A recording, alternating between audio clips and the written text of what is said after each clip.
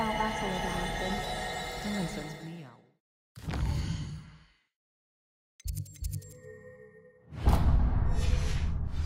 Can't remember the last time I got one. Not even on my birthday.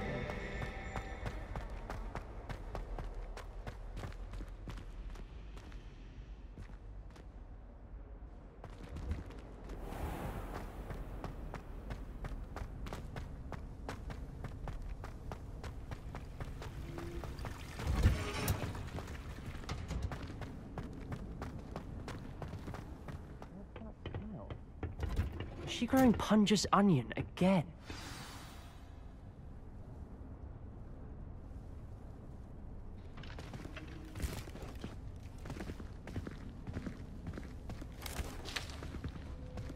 Good morning, Professor Garlic. How wonderful it is to see you again, Lenora dear. Oh, here. You'll need these for today's class. A little treat for your auntie. Ah, hello. Class, please welcome the newest rose in our garden.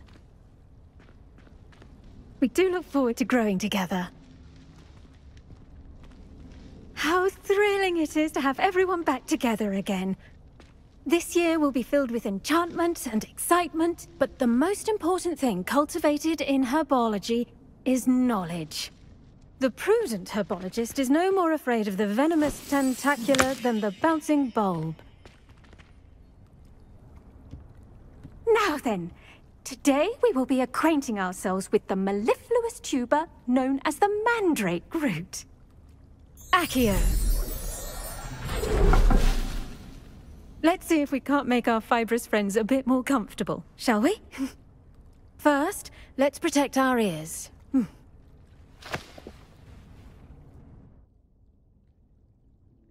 Now, everyone, grip their mandrake by the tendrils and give it a firm tug.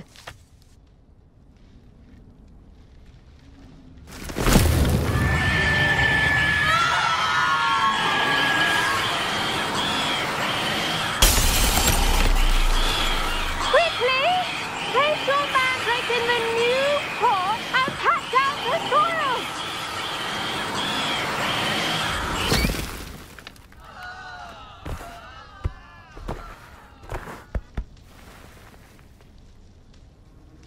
The soil should envelop the root like a warm, dirty blanket, putting the mandrake right at ease.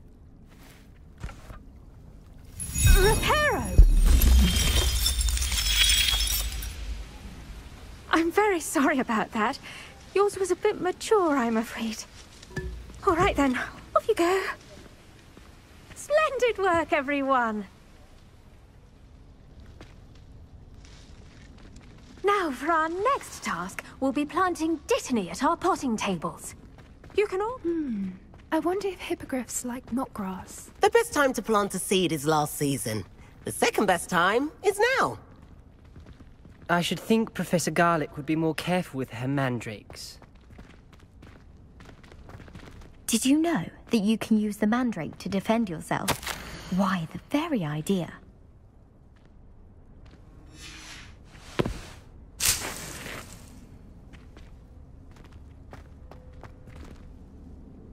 Yes, Professor. Firstly, well done with your mandrake. They can be rather difficult to get a grasp of. Actually, I enjoyed it. I couldn't help but catch your enthusiasm. How kind of you. It seems you're already taking to herbology like a mandrake to fresh soil. Now, as I mentioned, next we'll be planting dittany. Let us find you some seeds. I already have some, Professor. Picked them up in Hogsmeade. You visited the Magic Neep. Wonderful! A prepared student is bound to bloom. I've arranged for you to have your own potting table here in the classroom. Wasn't easy to spare one on such late notice. Plant the seeds there now, and you can return to harvest them later. Even with soil, sunlight, and a bit of magic, they will take time to grow. Let's see how to balance my star thistle arrangement. Niffler's fancy or roses? Dittany's restorative properties make it a vital ingredient in the Wiggenweld potion, as you all should know from Professor Sharp's class. done! Once it can be harvested, your Dittany will be ready to use in Wiggenweld potion. I'll let Professor Sharp tell you about that. Now, what say we branch out?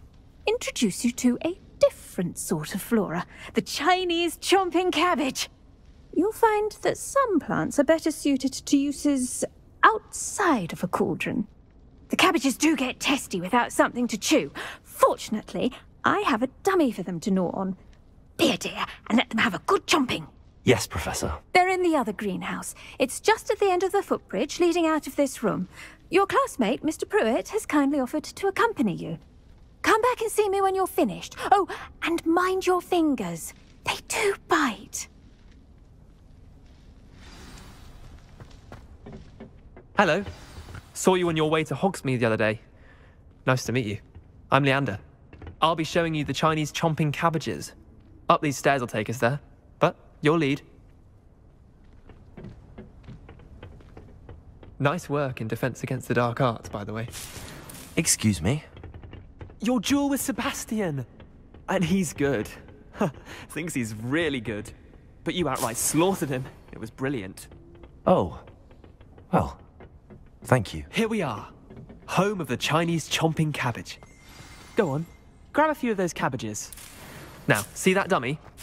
Just toss the cabbages at it, and they'll do the rest.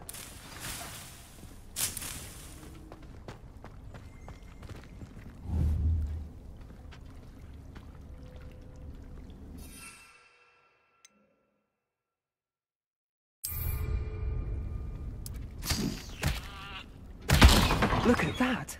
They'll chomp on anything they can get their mouths on. Mum planted some in her garden last year to keep the gnomes out. Did save her the de-gnoming, but they left her honking daffodils in tatters. Vicious little bastards, aren't they? My kind of plants. Not like stupid booba tubers and bouncing bulbs. The kind of plants that just have your back in a fight. Not saying you can't go it alone, but, well, imagine that wasn't a dummy.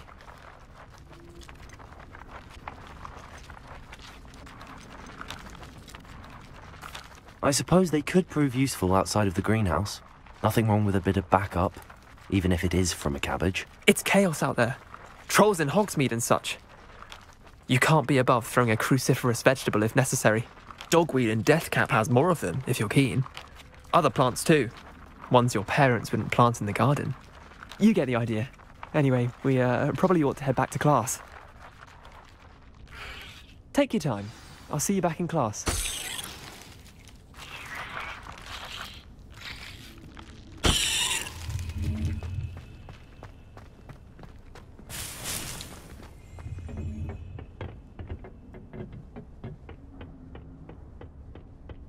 Students are like plants. They require nutrients from a variety of sources.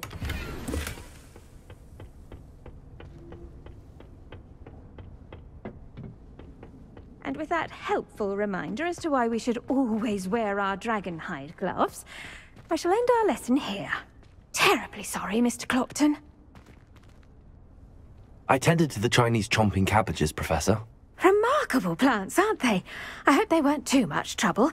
Oh, don't see any bite marks or missing digits. And good, as you do seem to be quite green-fingered. Oh, I'm eager to see your skill in the soil continue to blossom.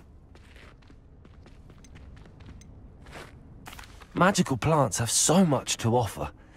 I'm eager to learn more. I'm glad. Herbology is a bounteous subject.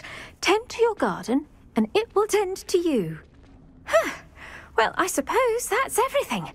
Do come by for a chat sometime. I so enjoy checking in with my new students.